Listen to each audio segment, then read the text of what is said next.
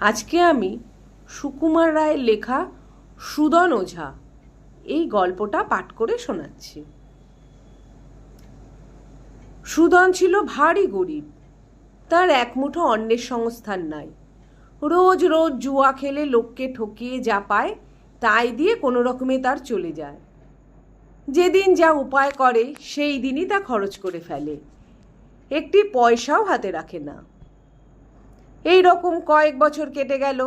ক্রমে সুদনের জ্বালায় গ্রামের লোক অস্থির হয়ে পড়ল। পথে তাকে দেখলেই সকলে গিয়ে ঘরের দরজা দেয়। সে এমন পাকা খেলোয়াড় যে কেউ তার সঙ্গে বাজি রেখে খেলতে চায় না। একদিন সুদন সকাল থেকে রাস্তায় ঘুরে বেড়াচ্ছে। গ্রামময় ঘুরেও কাউকে দেখতে পেল না।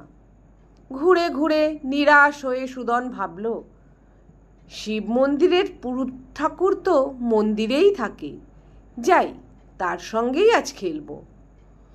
এই ভেবে সুদন সেই মন্দিরেই চলল। দূর থেকে সুদনকে দেখেই পুরুত ঠাকুর ব্যাপার বুঝতে পেরে তাড়াতাড়ি মন্দিরের অন্ধকারে লুকিয়ে পড়ল। মন্দিরের পুরুতকে না দেখতে পেয়ে সুদন একটু দমে গেল বটে, কিন্তু তখনই স্থির করল, যা তবে আজ মহাদেবের সঙ্গেই খেলব।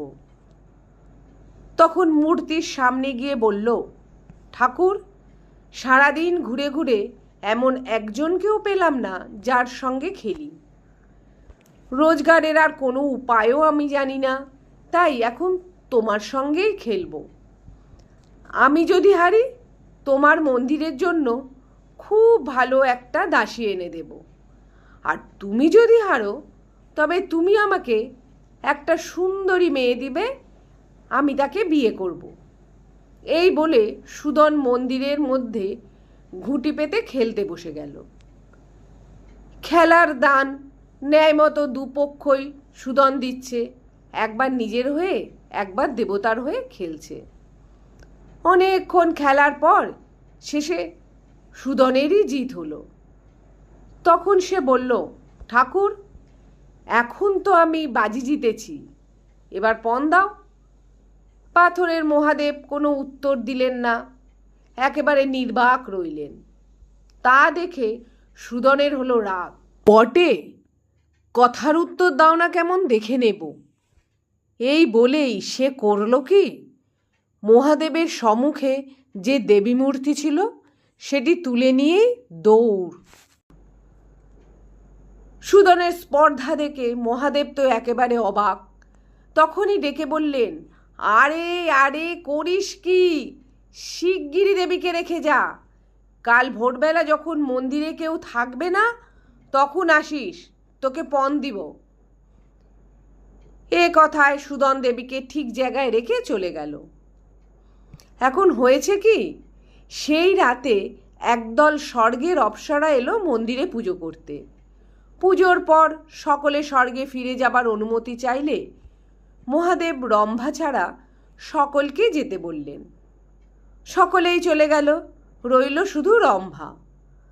ক্রমে প্রভাত না হতে হতে সুদন এসে হাজির। মহাদেব রম্ভাকে পণস্বরূপ দিয়ে তাকে বিদায় দিলেন। সুদনের আহ্লাদ দেখে কে, অপ্সরা স্ত্রীকে নিয়ে অহংকারে বুক ফুলিয়ে সে বাড়ি ফিরে এলো। সুদনের বাড়ি ছিল একটা ভাঙা কুঁড়ে। অপ্সরা মায়া বলে আশ্চর্য সুন্দর এক বাড়ি তৈরি করল। সেই বাড়িতে তারা পরম সুখে থাকতে লাগলো। এইভাবে এক সপ্তাহ কেটে গেল। সপ্তাহে একদিন রাত্রে অপ্সরাদের সকলকে ইন্দ্রের সভায় হাজির থাকতে হয়। সেই দিন উপস্থিত হলে রম্ভা যখন ইন্দ্রের সভায় যেতে চাইল তখন সুদন বললে, আমাকে সঙ্গে না নিলে কিছুতেই যেতে দেব না। মহা মুশকিল, ইন্দ্রের সভায় না গেলেও সর্বনাশ, দেবতাদের নাচ গান সব বন্ধ হয়ে যাবে। আবার সুদনও কিছুতেই ছাড়ছে না। তখন রম্ভা মায়া বলে সুদনকে একটা মালা বানিয়ে গলায় পরে নিয়ে ইন্দ্রের সভায় চলল। সভায় নিয়ে সুদনকে মানুষ করে দিলে পরে সে সভার এক কোণে লুকিয়ে বসে সব দেখতে লাগলো। ক্রমে রাত্রি প্রভাত হলো, নাচ গান সব থেমে গেল। রম্ভা সুদানকে আবার মালা বানিয়ে গলায় পরে চলল তার বাড়িতে। সুদনকে বাড়ির কাছে একটা নদীর ধারে এসে রম্ভা আবার মানুষ করে দিল।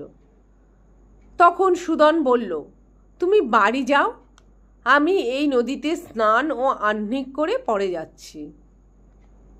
এই নদীর ধারে ছিল ত্রিভুবন তীর্থ।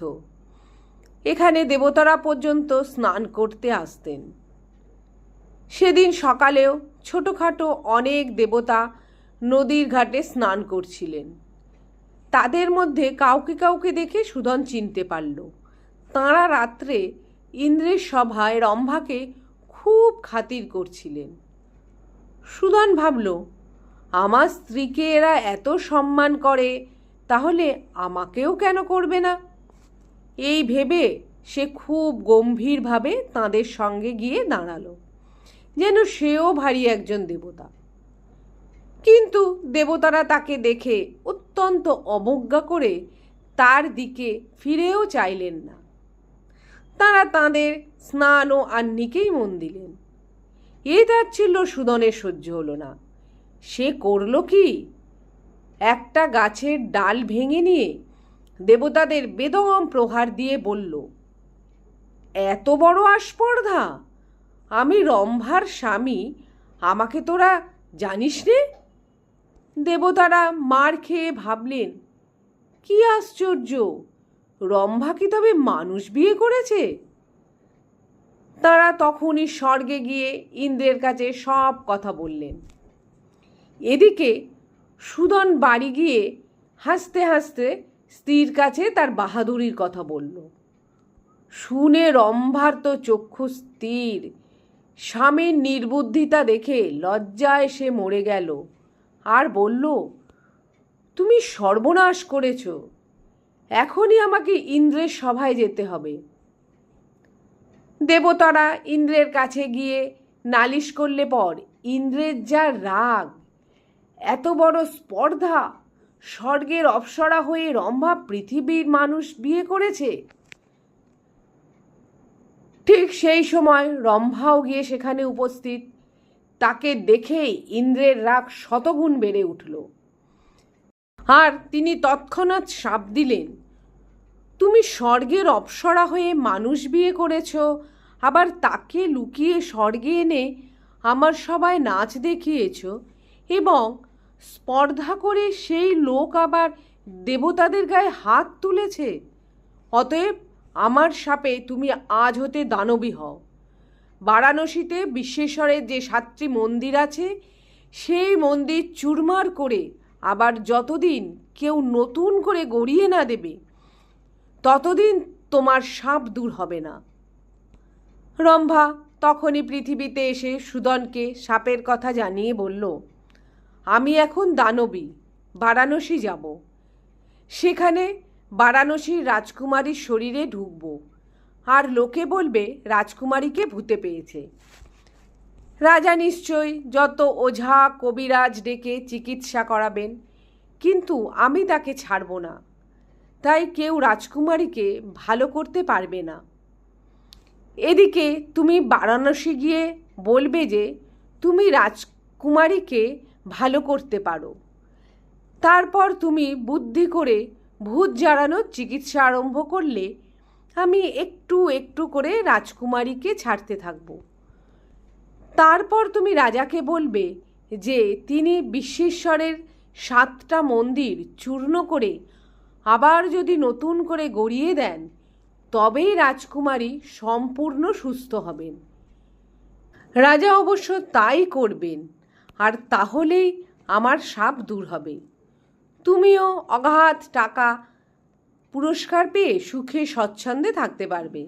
এই কথা বলতে বলতেই রম্ভা হঠাৎ দানবী হয়ে তখনই চোখের নিমেষে বারাণসী গিয়ে একেবারে রাজকুমারীকে আশ্রয় করে বসল। রাজকুমারী একেবারে উন্মাদ পাগল হয়ে বিড়বিড় করে বকতে বকতে সেই যে ছুটে বেরুলেন, আর বাড়িতেই ঢুকলেন না। তিনি শহরের কাছেই একটা গুহার মধ্যে থাকেন, আর রাস্তা দিয়ে লোকজন যারা চলেন তাদের গায়ে ঢিল ছুঁড়ে মারেন। রাজা কত ওঝা বদ্যি ডাকলেন, রাজকুমারীর কোনো উপকারই হলো না। শেষে রাজার ঢেঁড়া পিটিয়ে দিলেন, যে রাজকুমারীকে ভালো করতে পারবে তাকে অর্ধেক রাজত্ব দিবে আর রাজকুমারীর সঙ্গে বিয়ে দেবে। রাজবাড়ির দরজার সামনে ঘণ্টা ঝুলোনো আছে। নতুন ওঝা এলেই ঘণ্টায় ঘা দেয় আর তাকে নিয়ে গিয়ে রাজকুমারীর চিকিৎসা করানো হয়। সুদন রম্ভার উপদেশ মতো বারাণসী গিয়ে রাজকুমারীর পাগল হওয়ার কথা শুনে ঘণ্টায় ঘা দিল। রাজা তাকে ডেকে বললেন, ওঝার জ্বালায় অস্থির হয়েছি বাপু, তুমি যদি রাজকুমারীকে ভালো করতে না পারো তবে কিন্তু তোমার মাথাটি কাটা যাবে। এ কথায় সুদন রাজি হয়ে তখনই রাজকন্যার চিকিৎসা আরম্ভ করে দিল। ভূতের ওঝারা ভরংটা করে খুব বেশি। সুদনও সেসব করতে কসুর করল না। ঘি চাল ধূপ ধুনা দিয়ে প্রকাণ্ড যজ্ঞ আরম্ভ করে দিল। সঙ্গে সঙ্গে বিড়বিড় করে হিজি বিজি মন্ত্র পড়াও বাদ দিল না। যজ্ঞ শেষ করে সকলকে সঙ্গে নিয়ে সেই পর্বতের গুহায় চলল যেখানে রাজকন্যা থাকে। সেখানে গিয়েও বিড়বিড় করে খানিকক্ষণ মন্ত্র পড়ল, ভূতের বাপ, ভূতের মা, ভূতের ঝি, ভূতের ছা, দূর দূর দূর পালিয়ে যা। ক্রমে সকলে দেখল যে ওঝার ওষুধে একটু একটু করে কাজ দিচ্ছে, কিন্তু ভূত রাজকুমারীকে একেবারে ছাড়ল না। তিনি তখনও গুহার ভিতরেই থাকেন, কিছুতেই বাইরে আসেন না। যা হোক, রাজা সুদনকে খুব আদর যত্ন করলেন আর যাতে ভূত একেবারে ছেড়ে যায় সেরূপ ব্যবস্থা করতে অনুরোধ করলেন। দুদিন পর্যন্ত সুদন আরও কত কিছু ভরং করল। তৃতীয় দিনে সে রাজার কাছে এসে বলল, মহারাজ, রাজকুমারীর ভূত বড় সহজ ভূত নয়, এ হচ্ছে দৈবী ভূত। মহারাজ যদি এক অসম্ভব কাজ করতে পারেন, বিশ্বেশ্বরের 7টা মন্দির চুরমার করে আবার নতুন করে ঠিক আগের মতো গড়িয়ে দিতে পারেন, তবেই আমি রাজকন্যাকে ভালো করতে পারি। রাজা বললেন, এ আর অসম্ভব কি? রাজার হুকুমে তখনই হাজার হাজার লোক লেগে গেল। দেখতে দেখতে মন্দিরগুলো চুরমার হয়ে গেল। তারপর 1 মাসের মধ্যে আবার সেই 7টি মন্দির ঠিক যেমন ছিল তেমনই করেই নতুন মন্দির গড়ে উঠল। সঙ্গে সঙ্গে রাজকুমারীও সেরে উঠল। অপ্সরাও সাপমুক্ত হয়ে স্বর্গে চলে গেল। তারপর খুব ঘটা করে সুদনের সঙ্গে রাজকুমারীর বিয়ে হলো আর রাজা বিয়ের যৌতুক দিলেন তার অর্ধেক রাজত্ব।